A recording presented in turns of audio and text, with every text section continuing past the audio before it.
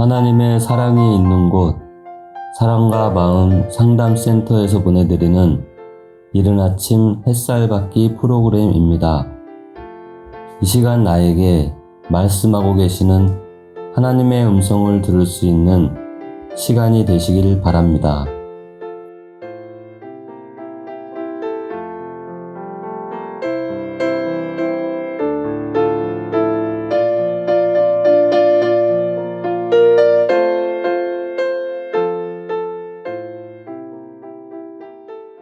이른 아침 햇살 받기 시간입니다. 주님께서 외식하는 사람을 지적했고요. 두 번째로 이제 이방적으로 신앙생활하는 사람에 대한 지적을 하십니다.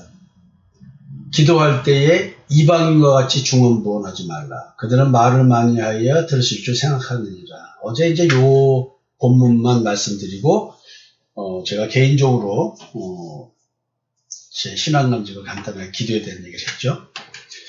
일반적으로 신앙을 가진 사람들은 자기가 믿는 신봉하는 신과의 관계에서 기도 응답을 받는 비결을 상식적으로 알고 있는 것 같아요. 저희 어머니도 종교는 다르고 신은 우리 하나님이 아닌 다른 신을 하나님이라 믿고 신앙생활을 하셨죠. 얼마나 정성껏 기도를 하셨느냐, 이건 진짜 말로 표현할 수 없고 따라갈 수 없는 정도의 참 거룩과 경건, 그리고 그 사람을 위해서 뭔가 신이 역사하기를 바라면서 간절히 기도를 하셨죠. 지성이면 감천이다.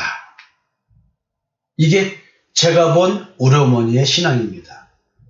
참으로 감동스러운 신앙이었습니다. 우리들도 이런 지성이면 감천이라고 하는 마치 토속신앙적 그런 태도가 우리 기독교 신앙에 들어와 있다고 봐도 과언이 아닌 것 같습니다.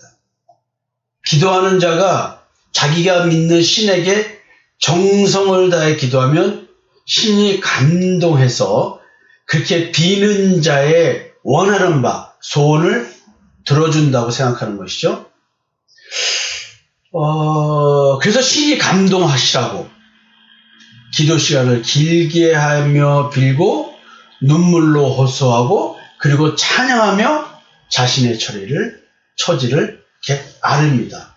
제발 나를 봐주세요. 내 이야기를 들어주세요.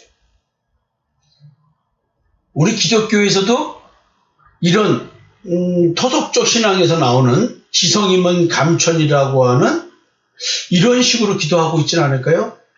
다른 종교에 비해서 매일 새벽 기도를 하고 있는 기독교, 수요일 저녁 때 모이고, 금요일 저녁 때 모이고, 또 토요일 날 또 모이고, 주일 날 모이고. 요즘 웬만한 교회는 수요 예배는 거의 오후에 하는 그런 분위기라고 얘기를 하고, 또 금요일 저녁도 웬만한 교회 아니면은 이렇게 아마 이렇게 낮에 이렇게 옮겨서 하는 걸로 제가 이렇게 듣기도 합니다. 우리는 이제 수요일, 금요일, 토요일도 그렇고, 주일도 그렇고, 우리는 거의 모이기에 신경 쓰죠. 특정되신 분들은 거의 매일 교회를 나오는 폭입니다. 근데 우리 교회의 특성은 이렇게 지성이면 감천이라고 하는 기도를 시켜본 적이 없고요. 거의 기도를 시키지 않는 것 같습니다. 왜 그러냐면 여러분들에게 이런 영성을 제거하기 위해서 아예 내가 원하는 바를 하나님께 기도하지 마라.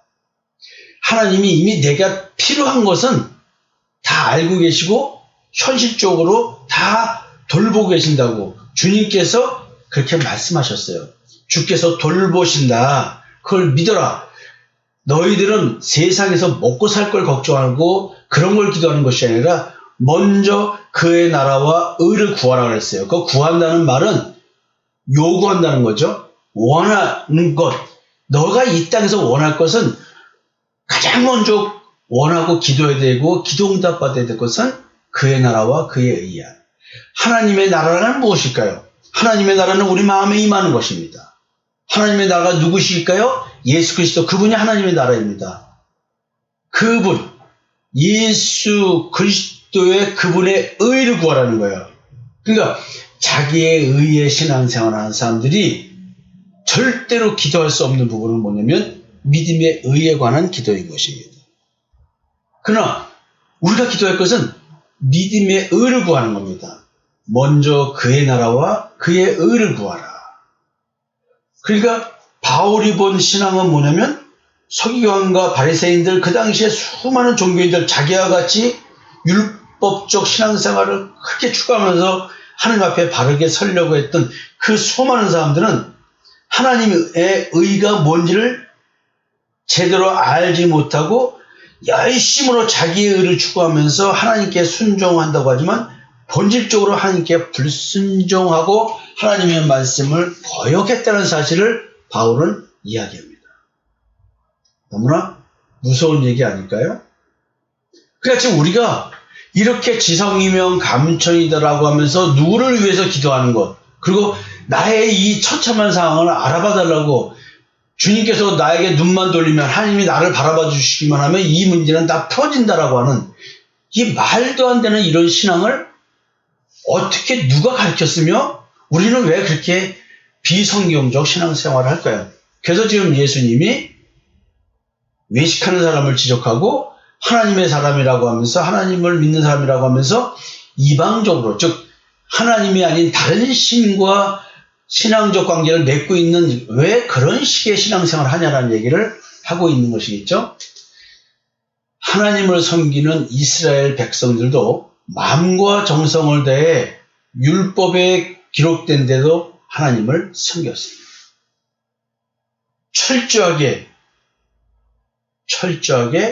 율법에 기록된 문자대로 그 율법을 준수하면서 행위의 온전함을 추구했습니다.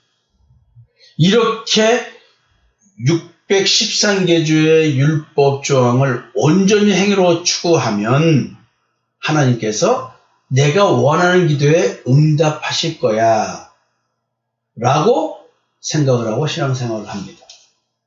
그래서 하나님께서 나의 거룩과 경건한 신앙생활 때문에 내 기도에 응답하셔야 되니까 그 응답할 조건이 바로 뭐냐면 내가 추구하는 자기의 의를 생산해내는 그런 신앙이었습니다. 근데 이 자기의 의는 어떤 열매냐면 가시덤불과 엉겅퀴와 같다고 말을 합니다. 근데 우리는 가시덤불과 엉겅퀴를 생산해내는 이 신앙이 모함직도 하고 먹음직도 하고 지혜롭게 할 만큼 탐스러운 열매라고 나무라고 그렇게 보인다는 것입니다. 그렇게 그 마귀가 하나님의 말씀을 거역하게 만들어서 뒤집어버리는 얘기를 해도 마귀의 말이 더 옳게 느껴지는 이것, 하나님과 같이 된 백성들의 신앙생활을 지금 이렇게 얘기를 하고 있는 겁니다. 예수님이 인간의 본질적인 문제를 지적하고 있다는 것을 우리는 이 외식과 이방적인 신앙, 이걸 보고 깨달아야 됩니다.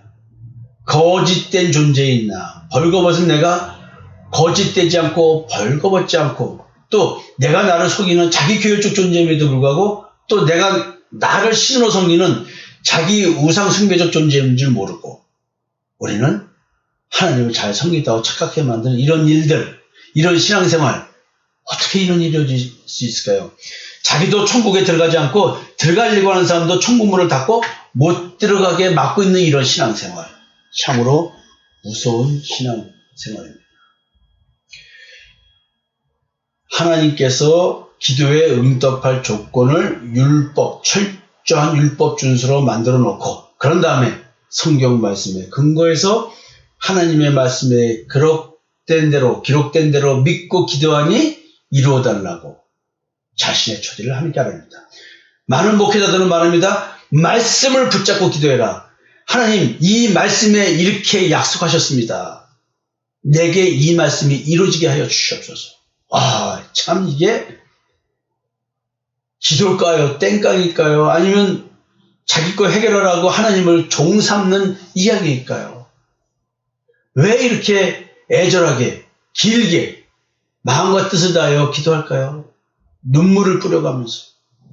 왜 그럴까요?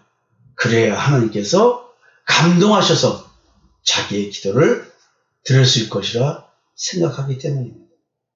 그러나 예수 그리스도의 아버지 여호와 하나님은 그런 신이 아니라고 이야기합니다. 주님은 뭐라고 이야기를 하고 계실까요? 너는 기도할 때 네 골방에 들어가 문을 닫고 은밀한 중에 계신 네 아버지께 기도하라. 은밀한 중에 보시는 네 아버지께서 갚으시리라. 그러므로 그들을 본받지 말라. 구하기 전에 너희에게 있어야 할 것을 하나님 너희 아버지께서 아시느니라. 그냥 이방인처럼 그렇게 본받지 말고 그렇게 구하지 말라는 거예요. 하나님이 이미 알기 때문에 다 돌보고 계시기 때문에 거예요. 저도 제 인생을 보면 사실 그렇습니다. 저도 개인적으로는 남편이고 아버지입니다. 저도 세상 사회생활을 하고 있지 않습니까? 그러나 제 입에서 그런 마음속의 욕구가 싹 올라오기도 전에 지져버립니다. 인생을 살아가면서 상대적 빈곤을 느끼지 않을 사람이 어디 있습니까? 그러다 보면 결핍이 심하게 되면 나도 모르게 마음이 움직이고 나도 모르게 혀가 움직이고 나도 모르게 말로 기도를 하게 됩니다. 그리고 마치 하나님을 진짜 의지해서 말하는 것처럼 하나님의 주권을 인정하는 것처럼 내 자신이 나를 속이고 착각합니다. 여러분들, 그러므로 그들을 본받지 말라. 구하기 전에, 이게 내가 원하는 것을 내가 말하기 전에 너에게 있어야 할 것을 하나님 너의 아버지께서 하시느니라. 오늘은 주님께서 이렇게 권면을 주셨습니다. 이방인처럼 기도하지 말라는 것이죠. 그런 신앙생활을 배우지 말라는 것이죠. 자, 이 얘기를 가지고 또 내일 이어서 하겠습니다. 여러분, 하나님께서 이미 우리에게 있어야 할 것, 필요할 것 알고 계시답니다. 그럼 어떻게 우리의 인생을 살아야 할까요? 고민하는 시간 되었으면 좋겠습니다.